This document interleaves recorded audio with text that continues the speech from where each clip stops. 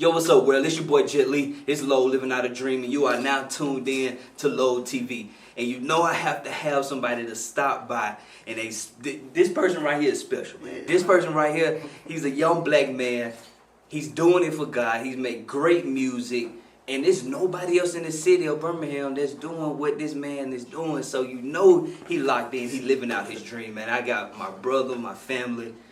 Rapture. What's up, What's up, man? What's up, you man? good? Yes, sir. Man, yes, appreciate sir. your time, man. Thank you for stopping by, man. Yeah. It's always an honor, man, to be in your presence, man. I appreciate you for having me, man. Yes, sir, man. Sir. So, man, let's. I know we had a question. We was talking about some things, man. So, the question, and let's talk, and let's give some valuable points to the, to the people that's watching. So, what is something that you do to stay focused, even when you want to give up? The biggest thing, man, honestly, is realizing what you in it for. You know what I'm saying? When you living out your dream, like, what is your end goal? What's your purpose? And for me, it's simple. It's super easy, man. It's about the souls. You know what I'm saying? Like, when I get out the way, it's not about my comfort, because at the end of the day, we serve a God that gave it all for us. Right. So even when we in uncomfortable situations, we think back to the cross of what He did for us. Right. So I can't give up. You know what I'm saying? Because it's people who need to hear the gospel. It's people who need to receive the gospel and in a relevant way. You know what I'm saying, to them. So I mean, but that's super easy for me. Bro. Right. Hey, man, that's. And that's so simple, and sometimes people need a simple answer to help them, So one thing that I do, to stay focused, a couple of things, definitely one, staying locked in with God. Like that's number one. Number two, I kind of do I do a lot of self-reflection to help me keep focused, because I may go back and look at this season that I was in my life, and I can remember the energy, I can remember the mindset, I can remember the work I was producing, and that keeps me focused. I'm like, just in this season, if you was going through all of these things and you still push through, you still producing, then you can do that right now in this season. So man, like, that is so deep. Like, what's one more thing that you do? Cause how old are you? Oh, 28. You 28, so you done lived some time. So I know you do a little bit more to stay focused, man, because you got a family, married, right? So you got to balance, you got to focus. Yeah. So what's more? Another thing, man, even the Bible talks about it, about writing your vision and making it plain, bro. Like, the thing that I got to doing was writing down every goal that I wanted to achieve. You know what I'm saying? How many people, how many events, and sometimes we get caught up into that instead of just letting God be God and just put you in places. But writing a vision, man, honors the word, bro, and it shows God that you're serious about what you're doing. Right. You know what I'm saying? So one thing I could say was putting my plans down and line them up with where I feel God was carrying me in that season, because we go in and out of seasons, and man, just seeing Him like honor that, man. Right. And the last thing I say, bro, is balance, bro. When you got a family, like, bro, you got to balance. Like, I can't be the same guy that on stage in front of all these kids having an amazing time and then go home and I'm too tired for my kids. Right. You know what I'm saying? So balancing it out, saying that, bro, when I leave that stage, when I get home, my daughter want that same guy. Same energy. On that stage, bro. Keep that same energy. So, man, bro, those are a couple tools, man, I use to just stay focused, man, and, be effective. Yeah.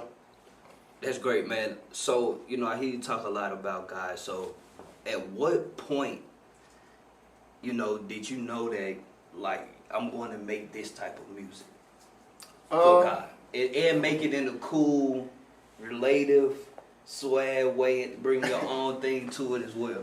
I could say, man, I grew up in the church, man, and like, bro, I loved, like, Christian hip hop. It was cool, but I felt like they was too cliche. You know what I'm saying? I felt like guys who did it, you know what I'm saying, like, they wouldn't reach people who was, like, in the streets. Like, on a daily basis, like, bro, like, being honest, like, I want to listen to that. You know what I'm saying? And not to say that some of those guys were wrong in their call, because they reached people, but I knew that I was going to do it when I was challenged with, if you feel like you can do it, then do it better. You know what I'm saying? And it's not a competition thing. It's just being relatable to the people, you know what I'm saying, that you're trying to reach. So, yeah, man, it was probably about, I'd say about 1920. 1920. Yeah. But I had to get serious about it. Yeah.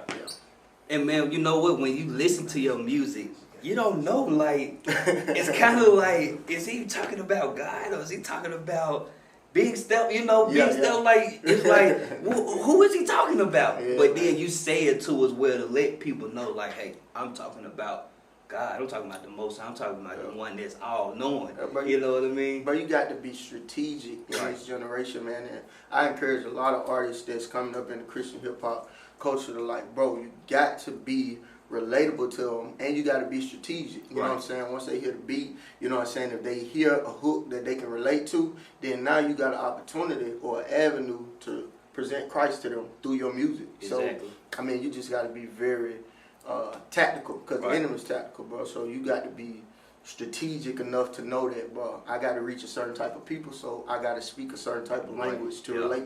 Yeah, that makes so much sense, man. And going back to when you said writing the vision down and making it plain, man, so many times I have notebooks, you probably do too, where I have so much stuff that I just was writing out, you know, and dating it like 2014, 2015, you know, in these notebooks, and I go back and read it, and I'm like, wow, that happened now in 2020. Yeah. I wrote it 5 years ago, and now it's just happening. So let's talk a little bit about patience, man. Like, in this game, you know, that you're in and everything that you're doing, how has your patience grown in this business and industry that you're in?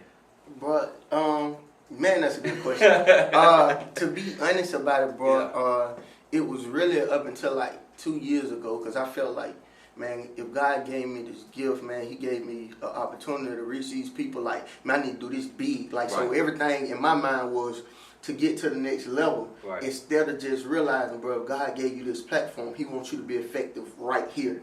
You know what I'm saying? And if that opened up other doors or opened up opportunities to where I can do bigger stuff, cool. But I'm not pushing the envelope, bro. The thing is, we let God be God, and we just do what we're supposed to do. You know what I'm saying? So, yeah, man, it was really taking the time to practice patience, to know that God has a plan for me and my life. He got a plan for me and my family.